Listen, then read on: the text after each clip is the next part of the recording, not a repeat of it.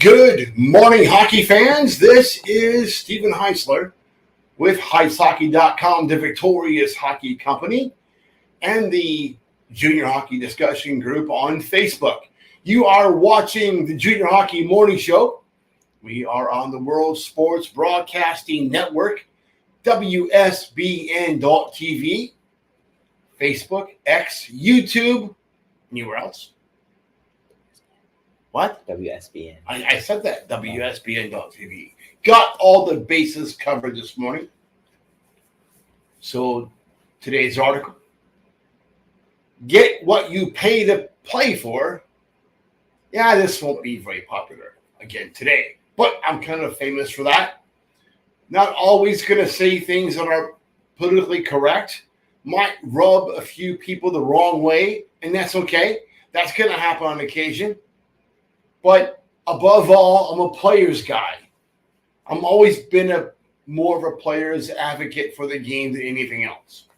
So coaches too, help those guys pick the right guys that are in the network to work with, and that's who we pick.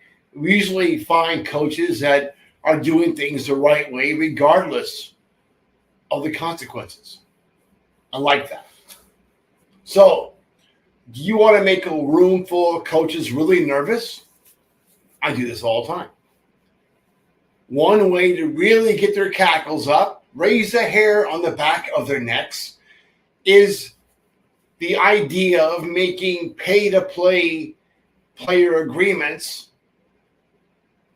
based on guaranteed playing time for both skaters and goalies.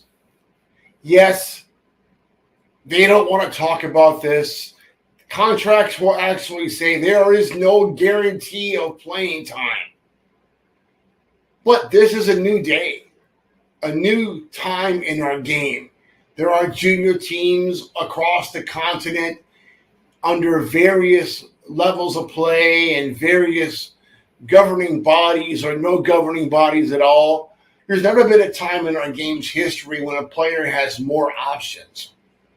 So USA Hockey, Hockey Canada, non-sanctioned, it doesn't matter. There's more options now than any other time in history. So it's a player's market. Well, let's say this. It's a skater's market. If you are a skater and you're born in 2004, 2005, 2006, you have options across the entire continent.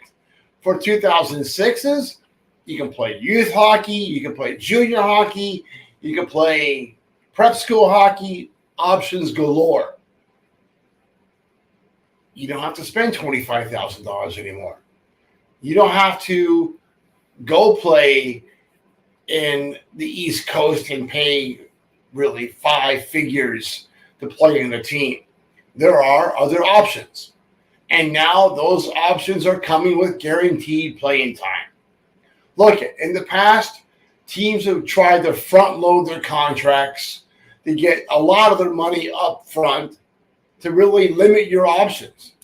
Don't do it. You don't have to anymore. Yes, for the upper echelon teams that do a lot, they may have an easier time filling roster spots, but I can guarantee you this. In July, you have all the options. You can make demands. Teams are starting to get a little nervous, and now's the time when you could write into your contract, hey, you know what? I want to be on the ice at least 25% of the time based on 4 lines of players.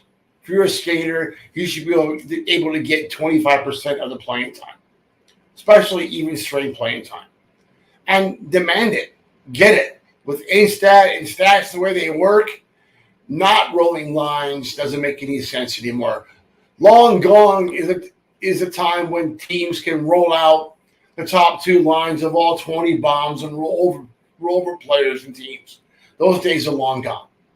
Some coaches want to win so bad they can taste it, but they also want a paycheck.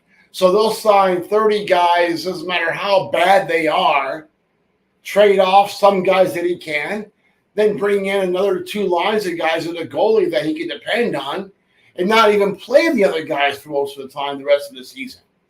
It's a scam. Don't fall for it. You don't have to anymore. You have other options.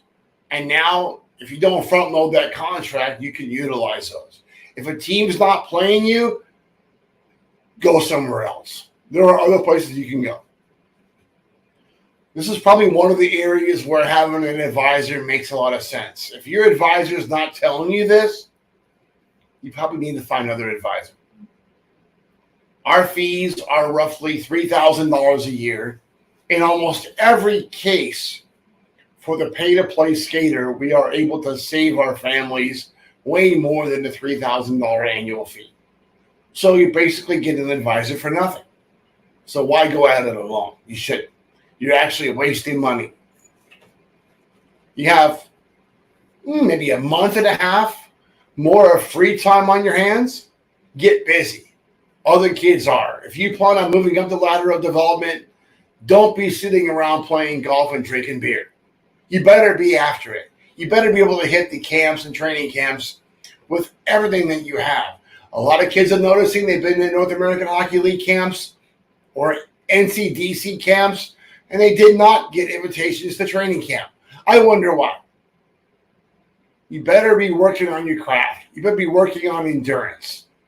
You better be working on being able to skate 45 seconds all out the whole time. Don't glide in and out of the zones. Hustle on and off the bench. If you're not able to do that right now, you better be by August 15th. That's it. Wrapping it up early today. You enjoy your morning coffee and have a great day in hockey.